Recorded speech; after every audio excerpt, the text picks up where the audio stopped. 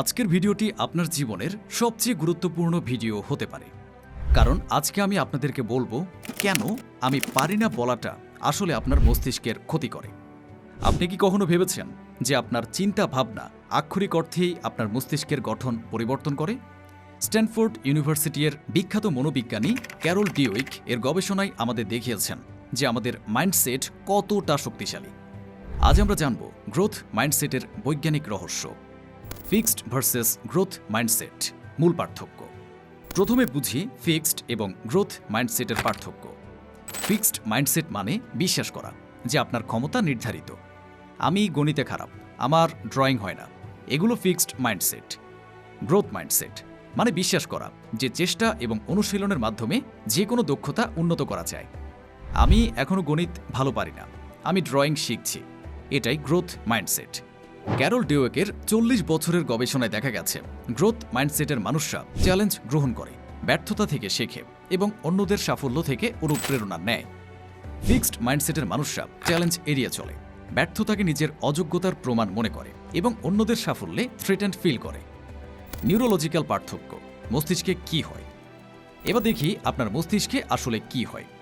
University of মিশিগানের neuroscientist Jason মোসারের একটি যুগান্তকারী গবেষণা, যেখানে ফিক্সড মাইন্ডসেটের মানুষরা ভুল করে। তাদের মস্তিষ্কে ইআরএন মানে ইরর রিলেটেড নেগেটিভিটি সিগন্যাল খুবই দুর্বল থাকে, মানে তারা ভুল থেকে শিখতে পারে না। কিন্তু গ্রোথ মাইন্ডসেটের মানুষের ক্ষেত্রে ইআরএন সিগন্যাল অনেক শক্তিশালী। তারা ভুল ডিটেক্ট করার পরে পি মানে ইরর পজিটিভিটি নামক একটি ব্রেন ওয়েভ দেখা যায়। এটি মানে তারা ভুল থেকে শিখতে এবং ইমপ্রুভ করতে পারে। আরও ইন্টারেস্টিং ব্যাপার হলো গ্রোথ মাইন্ডসেটের মানুষের মস্তিষ্কে নিউরোপ্লাস্টিসিটি বেশি। তাদের মস্তিষ্ক নতুন নিউরাল কানেকশন তৈরিতে বেশি অ্যাক্টিভ।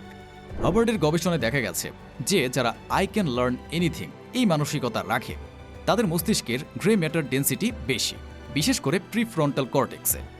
ডোপামিন এবং লার্নিং মোটিভেশন। এবার আসি ডোপামিনের কথায়। ডোপামিন হলো আমাদের মোটিভেশন এবং রিওয়ার্ড সিস্টেমের মূল চালিকা শক্তি। স্ট্যানফোর্ডের নিউরোসায়েন্টিস্ট রবার্ট স্যাপোলস্কি এর গবেষণায় দেখা গেছে যে গ্রোথ মাইন্ডসেটের মানুষদের ক্ষেত্রে ডোপামিন রিলিজের প্যাটার্ন সম্পূর্ণ আলাদা। যখন আপনি আমি পারবো মানসিকতা রাখেন তখন চ্যালেঞ্জের সময়ই ডোপামিন রিলিজ হয়। এর মানে হলো আপনি কঠিন কাজ উপভোগ করেন। কিন্তু ফিক্সড মাইন্ডসেটের ক্ষেত্রে ডোপামিন শুধু সাকসেসের পর রিলিজ হয়, ফলে তারা চ্যালেঞ্জ অ্যাভয়েড করে। একটি ফ্যাসিনেটিং ডিসকভারি হলো এফোর্ট এবং ডোপামিন। যারা বিশ্বাস করে যে চেষ্টা করলে ফলাফল হবে তাদের শুধু চেষ্টা করার সময়ই ডোপামিন রিলিজ হয়। ইউসিএল এর ডক্টর মৌরিকিও ডেলগাডো এর গবেষণা আরেকটি গুরুত্বপূর্ণ বিষয় হলো process versus outcome focus. Growth মাইন্ডসেটের মানুষরা প্রসেস এনজয় করে, তাদের ব্রেনের রিওয়ার্ড সার্কিট প্রসেসের সময়ই অ্যাক্টিভ হয়। স্ট্রেস হরমোনের ডবল এইচ। এবার কথায় আসি স্ট্রেস হরমোন নিয়ে। বেশিরভাগ মানুষ মনে করে স্ট্রেস সবসময় খারাপ, কিন্তু আসল কথা হলো এটি ডিপেন্ড করে আপনার মাইন্ডসেটের উপরে। ইয়ালিয়ের ডক্টর আলিয়া ক্রামের গ্রাউন্ড ব্রেকিং রিসার্চ দেখিয়েছে স্ট্রেস ইজ আনহান্সিং মানসিকতা রাখলে কর্টিসলের প্রভাব সম্পূর্ণ পরিবর্তন হয়ে যায়। যখন আপনি চ্যালেঞ্জকে থ্রেট হিসেবে দেখেন তখন কর্টিসল নেগেটিভ ইম্প্যাক্ট করে, মেমোরি ফরমেশন বাধাগ্রস্ত হয়, ইমিউন সিস্টেম দুর্বল হয়।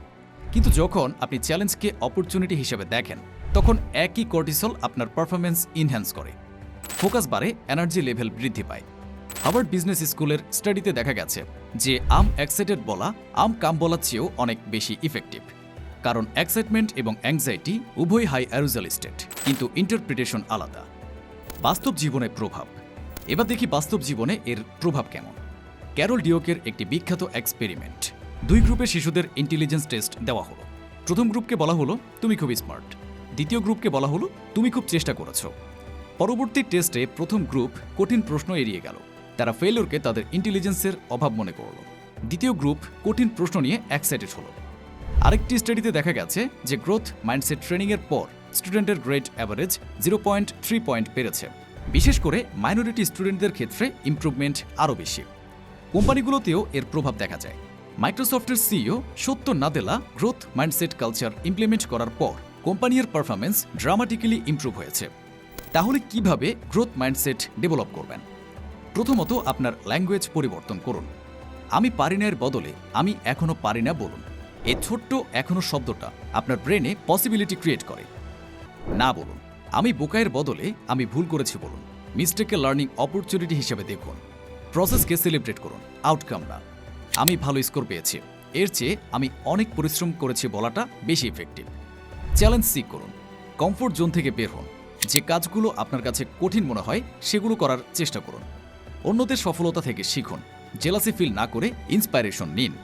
তো বন্ধুরা, আজকে আমরা জানলাম যে আমাদের মাইন্ডসেট আক্ষরিক অর্থে আমাদের মস্তিষ্কের গঠন পরিবর্তন করে।